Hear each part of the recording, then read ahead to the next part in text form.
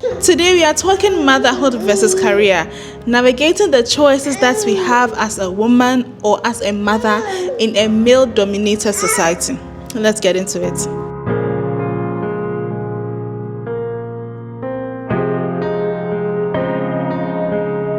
Why does it always feel like we have to choose? In a world where we are expected to be superhero moms and also powerhouses in a career, the pressure is just too much. The pressure is unreal. But is it possible to have it all? And most importantly, is it fair that we have to be the ones who have to choose? Today, we are going to be breaking it all down, the expectations, the realities, and also the hard choices that we have to make as women in a male-dominated society. So I'll be talking about this video from a perspective of an African and from an African background. In Africa, women are trained or we are groomed to become wives from birth. Like once you are even pregnant with a girl, you are already the environment starts conditioning preconditioning your mind to the fact that you are raising somebody's wife. From the time your daughter is young, we start training her with her first playthings are Barbie dolls and breastfeeding, and then doing baby's hair, taking care of the family, cooking, because that is what she basically sees mommy doing. And then when she gets into a certain age, she's being raised to take care of house chores. It's very, very common to hear phrases like, "It is what you're going to be in your husband's house. It is how you're going to be cooking for your husband. Your children will not like this." But rarely would you ever hear them say to a man, "This is what you're going to be doing in your wife's house," or "This is what you're going to be doing in your marriage. This is what you're going to be doing to your wife." The girls are trained from an early age to start picking up after their brothers, going to the kitchen to cook, cleaning for the entire family, like literally giving them this motherhood or wifey or homemaker upbringing from a very, very tender age. And then when the women grow or the girls grow to a certain age, you start hearing questions like, "When are we coming to eat rice?" Like, "When is someone coming?" Or like, "Are you not seeing anybody?" Or "What is happening? Why my daughter?"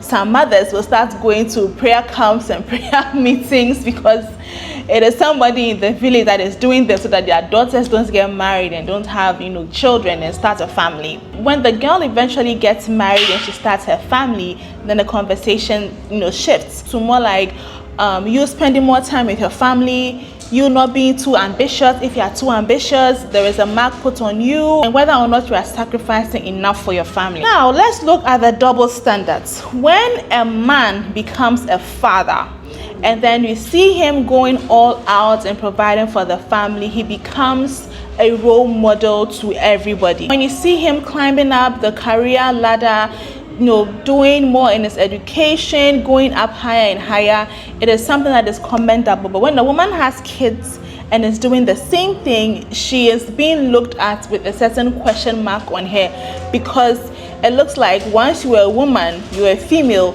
your role is in the kitchen, your role is in raising the family. I was having a conversation with somebody some time ago, and he made it clear to me that is just how society is. Even from the days of old, even from the time of Moses, it has always been the man that dominates and the women have to, be at home or either be looked down. Where these sisters had to go to Moses and plead their cause in order to, be treated differently or to be able to inherit their father's properties.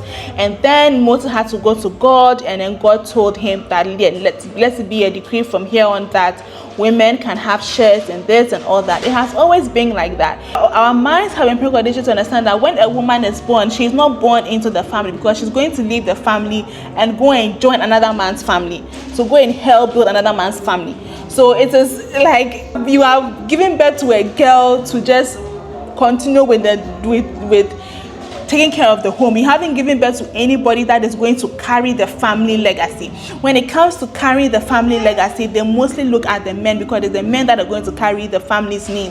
When the women marry, they are going to leave their parents' name, leave their father's name, and go and join to another man's. Most men find themselves exhausted, feeling like they cannot have it all, feeling like they cannot do so many things, or when they feel like they have to climb the career ladder, they are going to have to bear some consequences here and there, and sense that they will not be able to take care or meet or experience certain key moments in the lives of their children or in the lives of their family. So it is either the woman is climbing up the financial ladder, climbing up the career ladder, but is missing out on key moments in the lives of her children or her family, or she decides to stay at home to take care of the family and then misses out on an opportunity to financial independence, or she suffers loss of identity. Because if you're a mother that is watching this, you can tell, you know that there's always a stage in motherhood where you lose yourself, where you do not know who you are again. You do not even understand, or you don't recognize the lady you see when you look at yourself in the mirror. And let's not forget the guilt.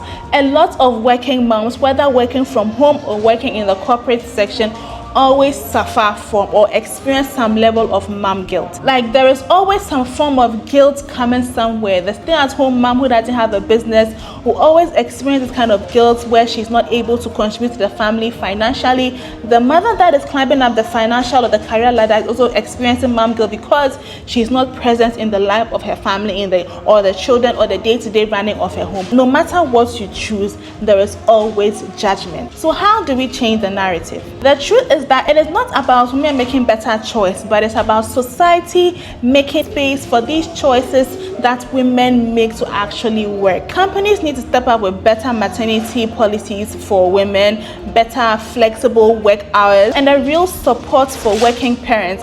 And at home, men also need to make equal responsibilities when it comes to taking care of the family and the day-to-day running of the affairs of the home. Because childcare and the running of the home should not entirely fall on the woman. Even if the woman has decided to be a full-time stay-at-home mom, she cannot do everything by herself. The man can always chip in one way or the other in order to take the load off the woman. When it comes to the workplace, of course, the woman that gets pregnant, there's always this, even in some corporate institutions, some women are told not to have more than a certain number of children. You have to have only 3 kids. You have to have only 2 kids. Or you cannot have kids in this particular frame of time because it's going to affect your work and not. I just keep asking, so what about the men? Why don't you also set policies for the men and tell the men that you too, you also cannot impregnate your wives, frequently? The conversation always doesn't favor the woman, but it always favors the men. We need to stop telling women to choose wisely. We need to stop telling women to make better decisions. We also have to make that conversation to the men as well. At the end of the day, there is no right answer or right choice. You just do what works for you or what works for your family. But what we can do is to push for a society that doesn't make women feel like they have to choose between being great mothers and being great professionals. The society has to remodel itself. Society, that is, we in society have to remodel our mindsets and our actions and our behaviors towards our fellow women to give them the opportunity to be great mothers and also great women in the professional industry. Because when women put their foot into society, a woman has to put so much effort just to match up with a man, and not because she's unable to do it, but because society will suppress the effort, the time that a woman would put in elevating herself or putting her best in a job or in a project in order to favor the man. So what do you think? Have you ever felt pressure to choose between your job and also your family? What has been your experience and how have you been able to manage it or find a balance? Drop your comments in the comment section. If you found this video helpful, don't forget to give this video a good thumbs up. Don't forget to subscribe to the channel if you haven't already. I make content like this as well as my life, motherhood, and walking in purpose. Thank you all so much for watching, and I'll see you guys in my next video. Bye.